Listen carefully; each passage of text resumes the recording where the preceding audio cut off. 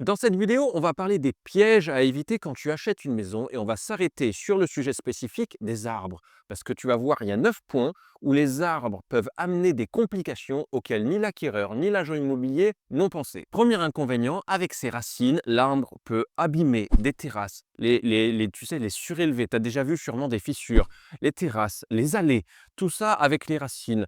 Donc ce que tu dois faire, c'est qu'en fonction de la taille de l'arbre, plus un arbre est haut, plus il aura de racines. Et donc de regarder s'il n'est pas trop proche de ces terrasses, de ces allées. Il peut aussi évidemment abîmer les canalisations, c'est le point numéro 2, avec les racines. Alors là, je te ferai une petite remarque. Il y a 2 points importants, c'est les saules pleureurs. Les saules pleureurs ont besoin d'eau, c'est pour ça qu'on les trouve à côté des eaux. Ils ont la particularité d'avoir leurs racines qui est un espèce de missile téléguidé qui va chercher l'eau. Donc si tu as une canalisation d'eau qui passe à 5 ou même à 10 mètres de l'arbre, les racines vont y aller tout droit et vont te défoncer la canalisation. Donc c'est très très important de le savoir. Parfois c'est comme ça que tu as des fuites. Alors c'est pas forcément des énormes fuites, mais quand tu reçois ta facture d'eau, c'est emmerdant. Et puis refaire une canalisation, c'est tractopelle, trancher, tout le bordel, etc. Et une autre espèce très dangereuse, c'est les bambous. Les bambous, tu as les non-traçants et les traçants. Les traçants, c'est ceux qui ont leurs racines qu'on appelle des rhizomes, qui sont très costauds, qui progressent très très vite et qui sont un vrai danger pour tout ce qui est construction. Point numéro 3, l'inconvénient d'avoir des arbres trop proches des maisons, c'est que si ce n'est pas des persistants, c'est-à-dire qu'en automne, ils vont perdre leurs feuilles, ils peuvent te boucher les gouttières.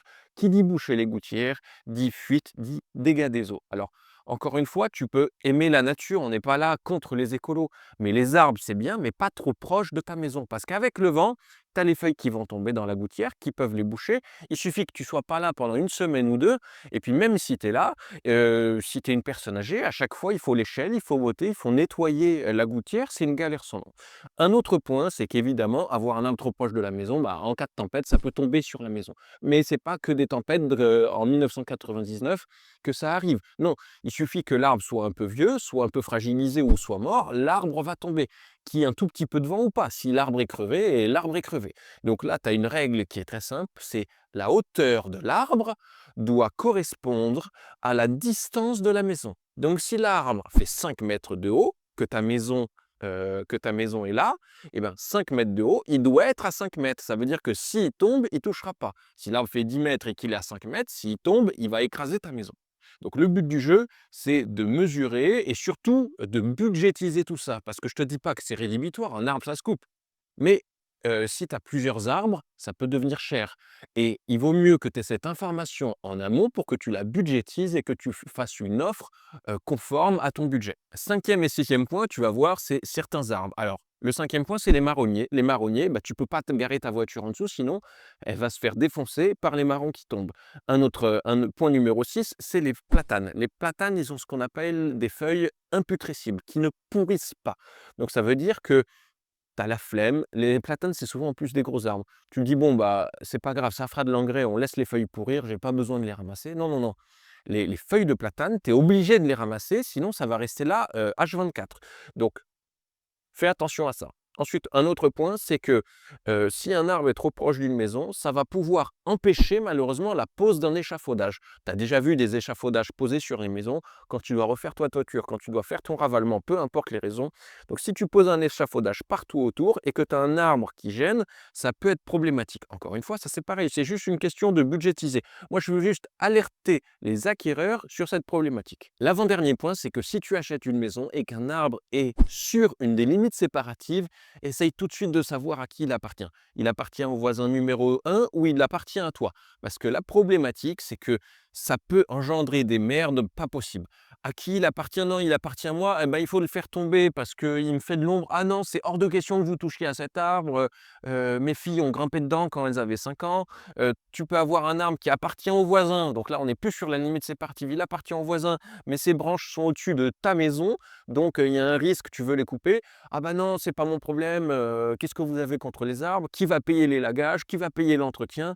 Donc voilà, à chaque fois, ça peut être des contraintes. Je te dis pas que tous les voisins sont des connards, je te dis juste que c'est un risque et qu'il faut que tu en aies conscience. Et le dernier point qui est presque le plus important, c'est qu'un des arbres à côté de ta maison que tu veux acheter peut avoir une des caractéristiques qu'on vient de mentionner, mais il est impossible à couper, impossible à abattre. Pourquoi? Parce que tu as certains arbres qui sont protégés. Dans le plan local d'urbanisme, ils sont protégés, tu ne peux pas y toucher.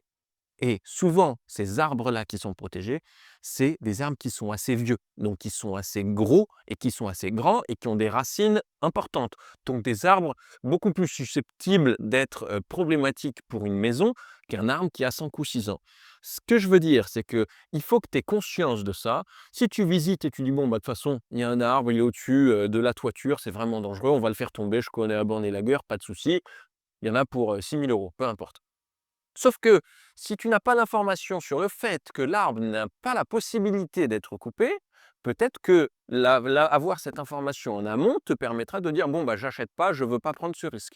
Donc pareil, ça, tu vas dans site de la ville, cadre de vie, urbanisme, plan de zonage et sur le plan de zonage, parfois c'est en 2 cartes, mais sur le plan de zonage, tu peux avoir enfin tu peux, c'est une certitude, parfois, encore une fois, tu as 2 plans de zonage. Tu as le plan de zonage juste avec les couleurs pour les zones et puis parfois tu as un plan, sur l'environnement ou les prescriptions particulières pour les trucs à protéger, où là, il faut que tu regardes si tu as un point, de toute façon, ils sont mentionnés, si tu as un arbre qui est protégé sur la parcelle que tu veux acheter. Voilà pour cette vidéo, j'espère qu'elle t'a plu, à destination des acquéreurs parce que acheter une maison, c'est énormément d'argent et il vaut mieux être protégé au maximum. Donc j'espère que la vidéo t'a plu. Si c'est le cas, n'hésite pas à t'abonner, il y aura 2 vidéos par semaine et moi je te dis à la prochaine et porte-toi bien d'ici là. À plus, salut.